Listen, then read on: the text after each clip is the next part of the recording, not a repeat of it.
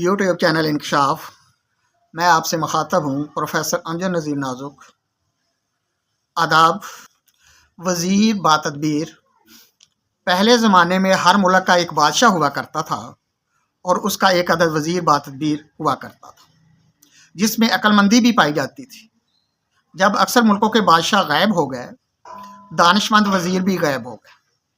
नई सूरत हालात में एक अदद वज़ीर आज़म और वज़रा की फ़ौज उड़ाए मौज ने जन्म लिया, बल्कि मुल्कों मुल्कों वज़ीर आज़म पैदा हो गए।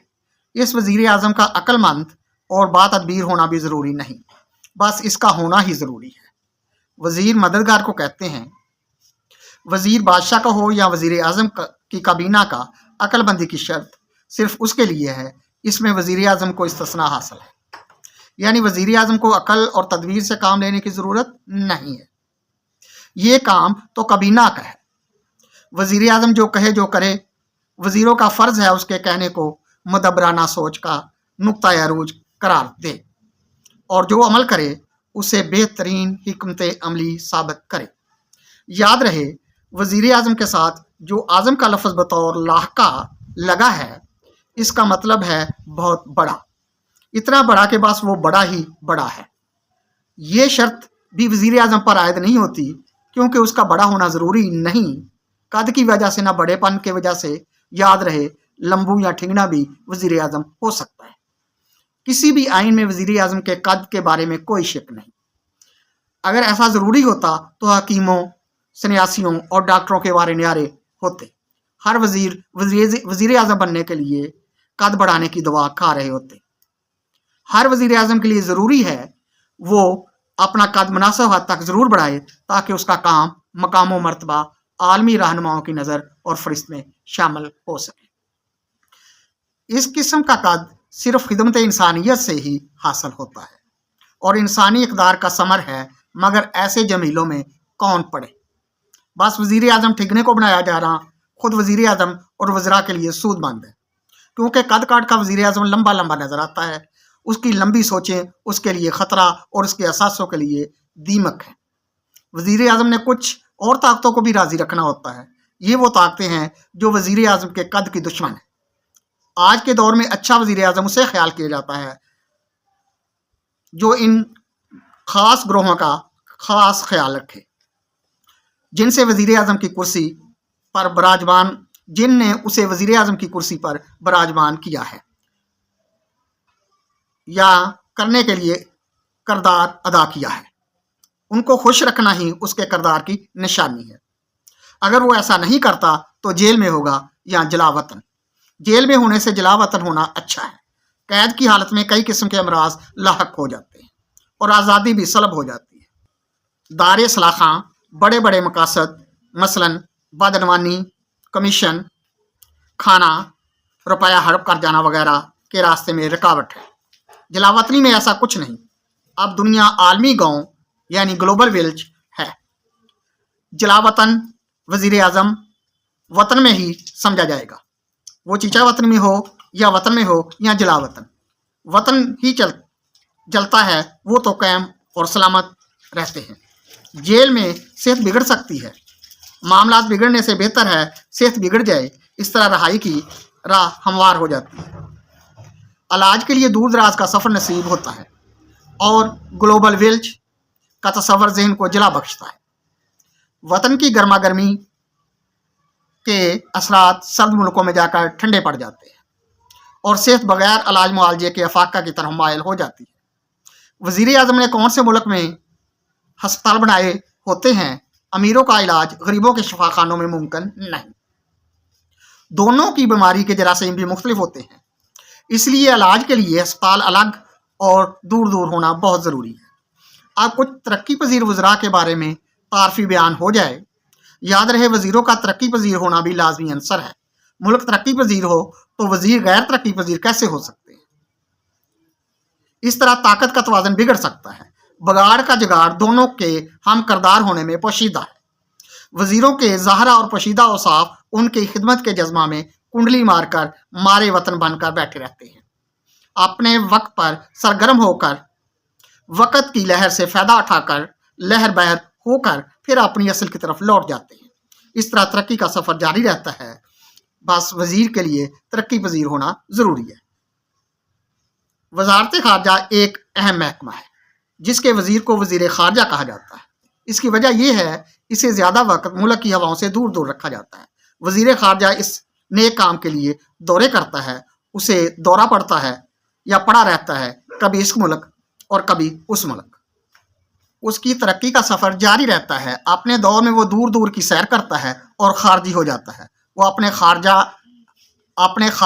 اپنے خارجہ امور میں بڑے بڑے ملکوں کے صدارتی محلوں کی غلام گردشوں میں گردش کرتا رہتا ہے۔ ملک میں کیا ہوتا ہے اس کی بلا جانے، وہ جانتا ہے سیاحت کا اس سے اچھا زمانہ پھر کبھی نہیں آئے گا۔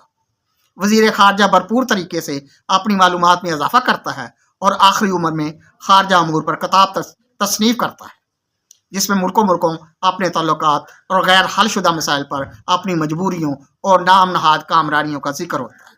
یہ ایک باعزت وزارت ہے اور وزیر خارجہ ایک مراتبی عہدہ ہے۔ جس کو ملے وہ جانے، ہم یا آپ اس سے پوری طرح آگاہ نہیں ہو سکتے۔ اس لیے کہتے ہیں راہ پہ جانے تے واہ پہ جانے۔ مطلب یہ کہ راستے کا پتہ راستہ چلنے والا جانتا ہے، سامنے کیا ہے وہ جانتا ہے جس کا سامنا ہوتا ہے۔ ہر ملک میں ایک عدد وزیر داخلہ ہوتا ہے۔ اسے یہ نام اس لیے دیا جاتا ہے کیونکہ وہ ہر کام میں دخل دے سکتا ہے۔ آپ نے بچہ اسکول داخل کروانا ہو یا مریض اسپتال میں، وزیر داخلہ آپ کو داخلہ دلوا سکتا ہے۔ نوٹ فرما لیں، ادھر ادھر وقت ضائع مت کریں۔ سرکاری ملازمت کے شعبہ میں داخلہ کے لیے بھی وزیر داخلہ کی خدمات کارگر ہیں۔